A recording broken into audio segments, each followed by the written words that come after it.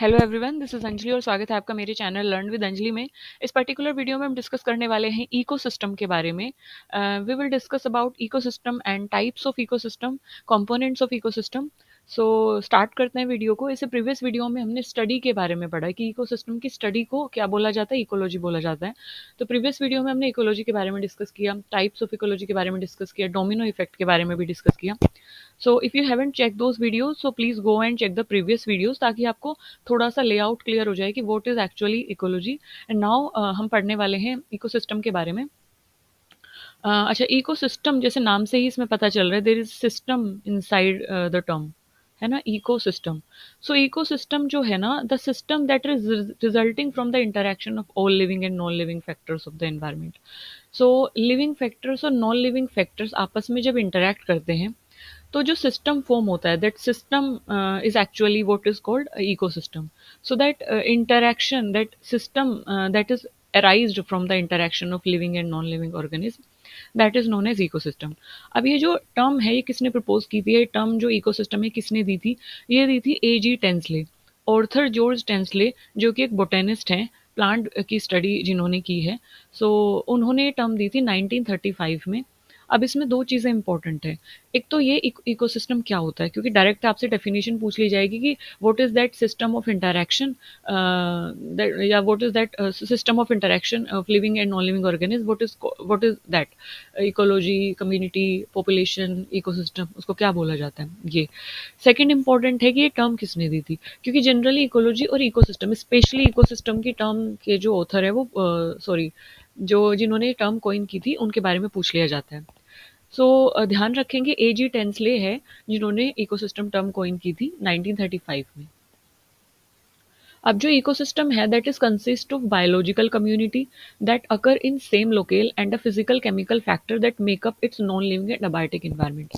जैसे हमने ऊपर भी इसके बारे में बात की थी कि जो इकोसिस्टम है उसमें क्या होता है, अपनी बायोलॉजिकल कम्युनिटीज होती हैं, मतलब लिविंग ऑर्गेनिज्म परसिस्ट करते हैं, लिविंग ऑर्गेनिज्म रहते हैं उस एरिया में। और इसके साथ साथ वहाँ का जो फिजिकल केमिकल मेकअप है, जो फिजिकल केमिकल चीज़ें हैं जो उसको बना रही हैं, उस इकोसिस्टम को जो बना रही हैं। सो those abiotic factor, those non-living factor, those physical and chemical factors, and that biological community that is residing there, सो वो सभी मिलके क्या बनाते हैं, पूरा सिस्टम बनाते हैं, एक इंटरैक्टिव सिस्टम क्रिएट करते हैं, and that interactive system is what actually ecosystem. अगर हम टाइप्स की बात करें तो इकोसिस्टम जो है वो भी एक तरीके से तीन तरीके के, बेसिकली दो तरीके के होते हैं। इसमें अगर हम ब्रॉडली इसको कैटेगराइज करें, एक तो कि जो नेचर ने हमें दिए हैं, जो नेचर ड्रिवन इकोसिस्टम है या जो नेचुरल इकोसिस्टम है ना, जो नेचर से बने हैं इकोसिस्टम, या जो नेचर ने एक तरीके से नेचुरल जो इकोसिस्टम है जो नेचर ने बनाए हैं। ठीक है, हमारा उसमें कोई रोल नहीं है उन इंटरैक्शन का, और जो भी अबायोटिक फैक्टर है, जो भी बायोटिक फैक्टर है, वो हमने क्रिएट नहीं किए, नेचर ने क्रिएट किए हैं। So these operate under natural conditions which without any major interference by human। अब होता क्या है कि ये जो इकोसिस्टम है ना, ये नेचर के द्वारा क्रिएट किए गए हैं, नेचर ने बनाए हैं। और यहाँ पे जो भी अबायोटिक फैक्टर है, जो भी बायोटिक फैक्टर है, वो नेचर ड्रिवन है। अब ऐसे जो इकोसिस्टम है वो बिना किसी ह्यूमन इंटरफेरेंस के, ह्यूमन फोर्स के, वो नेचुरल कंडीशन में वर्क करते हैं। कि ये जो इकोसिस्टम है वो नेचुरल कंडीशंस में वर्क करते हैं बिना किसी ह्यूमन इंटरफेरेंस के।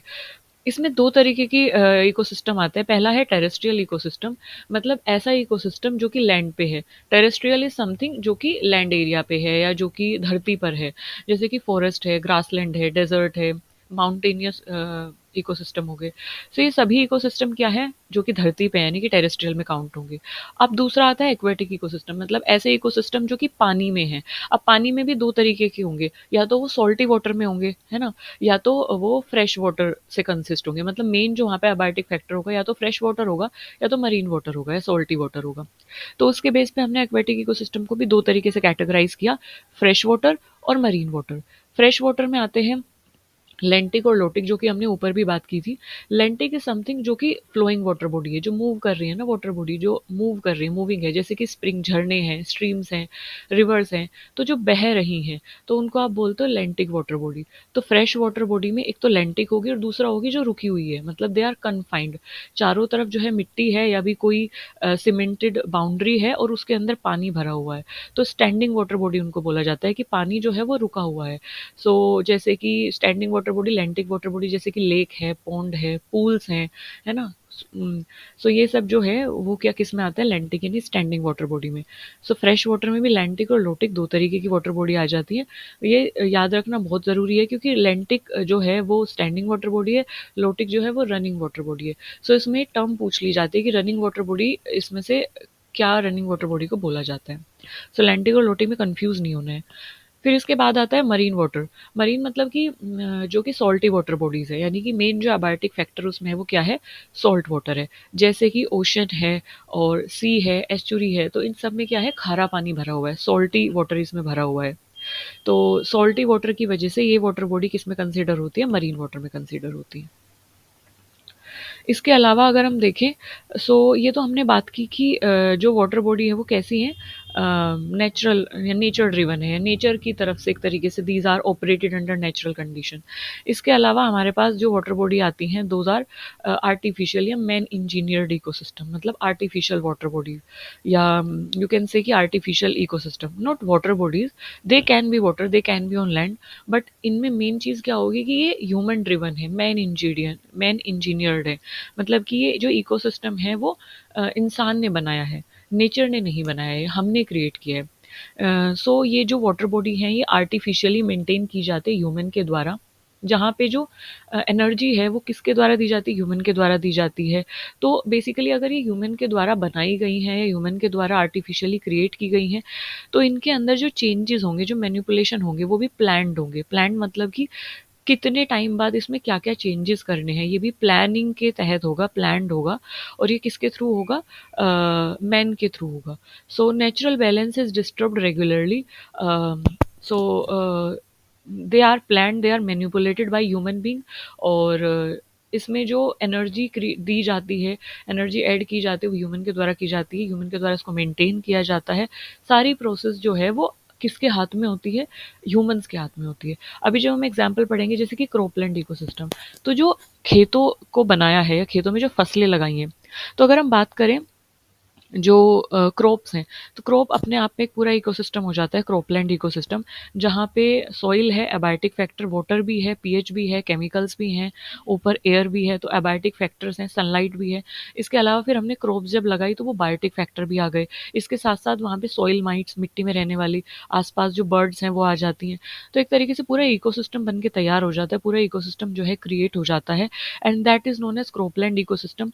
तो उस क्रॉप में खाद पानी कौन डालता है, हम लोग डालते हैं, इरिगेट हम करते हैं उसको, हार्वेस्ट हम करते हैं उसको। एक तरीके से जो क्रॉप्स की सोइंग है और सीड सोइंग है, मतलब बीज लगाना है, वो भी ह्यूमन करते हैं।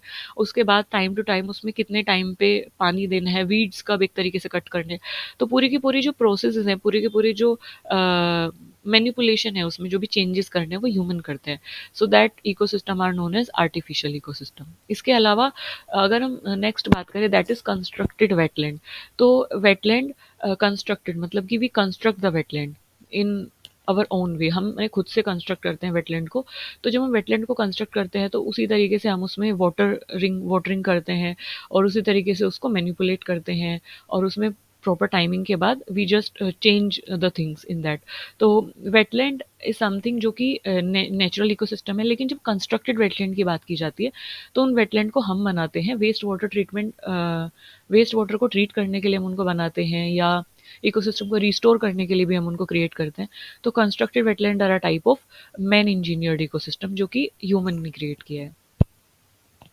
नेक्स्ट हमारे पास आ जाता है कंपोनेंट ऑफ इकोसिस्टम। तो कौन कौन से कंपोनेंट होते हैं इकोसिस्टम में। सो देखिए, जो इकोसिस्टम होता है, पूरा ये जो सिस्टम है ना, ये मेनली दो कंपोनेंट से मिलकर बना होता है। एक तो ऐसे कंपोनेंट जो कि अबायोटिक हैं, अबायोटिक का मतलब होता है जिनमें लाइफ नहीं है, यानी कि जो नॉन लिविंग है। और एक दूसरा कंपोनेंट है जिसमें लाइफ है, यानी कि जो लिविंग है।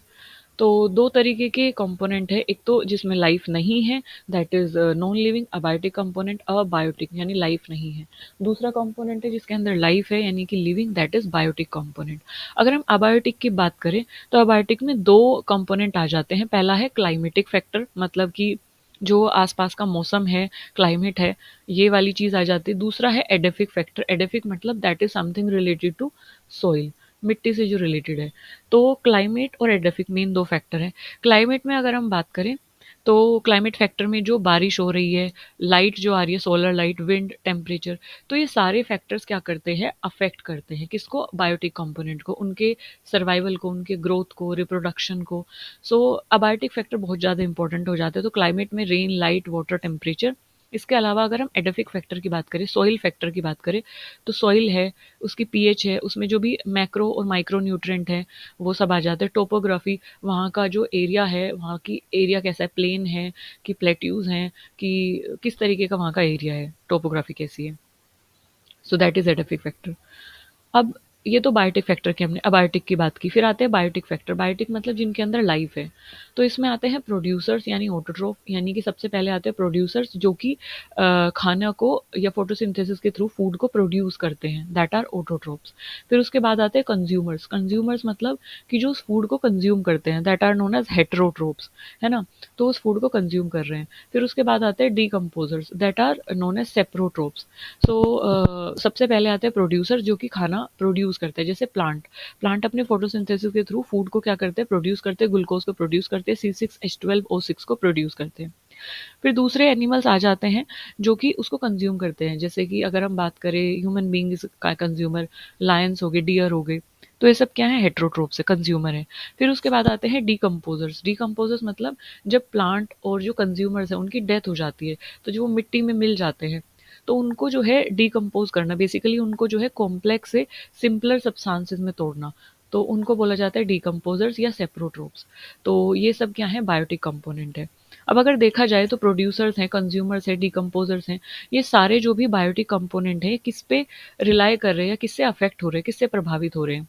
ये क्लाइमेट फैक्टर से प्रभावित हो रहे हैं, एडेफिक फैक्टर से प्रभावित हो रहे हैं, है ना। तो सॉइल से, पीएच से, मिनरल से, रेन, लाइट, विंड, टेम्परेचर, इन सब से क्या होते हैं, अफेक्ट होते हैं। सो जब ये इससे अफेक्ट होते हैं, प्रोड्यूसर्स, कंज्यूमर, डिकम्पोजर्स, इन सब चीज़ों से क्या होते हैं, अफेक्ट होते हैं। सो इनका जो ग्रोथ है, इनका रिप्रोडक्शन जो है, इनका डेवलपमेंट है, सो ये सारी चीज़ें अबायोटिक से क्या होती हैं, अफेक्ट होती है। Different different producers, different different organism जो है डिफरेंट डिफरेंट तरीके से सर्वाइव करते हैं डिपेंडिंग ऑन द क्लाइमेट और एडेफिक फैक्टर्स। तो कहीं ना कहीं जो बायोटिक फैक्टर है वो डिपेंडेंट है अबायोटिक फैक्टर पे। और जो अबायोटिक फैक्टर है, साइकिलिंग ऑफ न्यूट्रिएंट जो होता है, बायोजियोकेमिकल साइकिल, तो बायोजियोकेमिकल साइकिल कहीं ना कहीं डिपेंडेंट है बायोटिक फैक्टर पे, क्योंकि वो कहीं न कहीं जब डिकम्पोज़र्स डिकम्पोज़ करते हैं कॉम्प्लेक्स मटेरियल को, तभी जाके बायोजियोकेमिकल साइकिल कंप्लीट होती है। तो बेसिकली इंटरडिपेंडेंसी कहीं न कहीं आ जाती है। एक दूसरे के ऊपर डिपेंड होना। सो प्रोड्यूसर की हमने बात की, कंज्यूमर्स की बात की, डिकम्पोजर्स की बात की। अब जो कंज्यूमर्स है वो भी 3 तरीके के होते हैं। कंज्यूमर में आता है हमारा प्राइमरी कंज्यूमर, जिसको जो है फर्स्ट डिग्री कंज्यूमर बोला जाता है। सेकेंडरी कंज्यूमर जिसको सेकंड डिग्री बोला जाता है। टर्शरी कंज्यूमर जिसको थर्ड डिग्री बोला जाता है। और क्वार्टरनी कंज्यूमर जिनको फोर्थ डिग्री बोला जाता है। तो पूरी की पूरी जो फूड चेन होती है, तो उसमें कंज्यूमर्स इस तरीके से फॉल करते हैं। प्राइमरी कंज्यूमर जो कि प्रोड्यूसर्स को ईट करते हैं बेसिकली। अब सेकेंडरी कंज्यूमर जो प्राइमरी कंज्यूमर को ईट करेगा, टर्शरी कंज्यूमर जो सेकेंडरी कंज्यूमर को ईट करेगा, क्वार्टरनरी कंज्यूमर जो कि टर्शरी कंज्यूमर को ईट करेगा और जो कि टॉप लेवल पे आएगा, जिसका नंबर भी कम होगा और मास ज़्यादा होगा। So those are quaternary consumer. So अगर हम इसमें बात करें प्राइमरी कंज्यूमर की, तो प्राइमरी कंज्यूमर क्योंकि कंज्यूम करते हैं किसको, प्रोड्यूसर्स को, तो ये क्या हो जाता है, हर्बीवोर्स हो जाते हैं। बाकी रेस्ट जो है वो कार्निवोर्स हो जाते हैं, क्योंकि यहाँ पे जो प्राइमरी कंज्यूमर है उसको सेकेंडरी कंज्यूमर कंज्यूम कर रहा है, तो फ्लैश कंज्यूम कर रहा है, तो इसलिए क्या हुआ, कार्निवोर हुआ, जो मांस खाते हैं। कार्निवोर मतलब वो एनिमल जो फ्लैश ईटिंग एनिमल है। फिर टर्शरी कंज्यूमर सेकेंडरी को क्योंकि कंज्यूम कर रहा है तो फ्लैश ईटिंग हुआ। टर्शरी क्वार्टरनरी भी टर्शरी को कंज्यूम कर रहा है तो फ्लैश ईटिंग हुआ। प्राइमरी कंज्यूमर ने किसको कंज्यूम किया था, प्रोड्यूसर्स को कंज्यूम किया था, तो इसलिए क्या हो जा रहा था, हर्बीवोर हो जा रहा था। ये फ्लैश ईटिंग नहीं था क्योंकि ये प्लांट्स को कंज्यूम कर रहा था, बट कंज्यूमर था क्योंकि ये खुद से नहीं फूड प्रिपेयर कर रहा था, कंज्यूम कर रहा था, इसलिए हमने इसको कंज्यूमर की कैटेगरी में रखा। हर्बीवोर की कैटेगरी में इसलिए रखा क्योंकि प्लांट को ईट कर रहा था। So this is it. So this is it about the component of ecosystem. Next video में हम पढ़ेंगे component of ecosystem in detail, biotic component, और उसके बाद अबायोटिक कंपोनेंट, देन डीकम्पोजर्स, और उस नेक्स्ट वीडियो में हम इसके बारे में पढ़ेंगे। अभी के लिए हमने कंपोनेंट ऑफ इकोसिस्टम पढ़ा, अभी के लिए हमने इकोसिस्टम पढ़ा, टाइप्स ऑफ इकोसिस्टम हमने देखा, इकोसिस्टम के कितने कंपोनेंट होते हैं ये हमने पढ़ा, and how they are inter related. So next video में हम कंपोनेंट ऑफ इकोसिस्टम के बारे में बात करेंगे। फिलहाल के लिए अभी इतना ही, तब तक के लिए हंसते रहिए, मुस्कुराते रहिए, खुश रहिए। कोई भी क्वेरी है तो कमेंट सेक्शन में ड्रॉप कर दीजिए, और पढ़ते रहना बहुत ज़रूरी है यूजीसी नेट क्लियर करने के लिए। Thank you for listening me so patiently. Bye bye.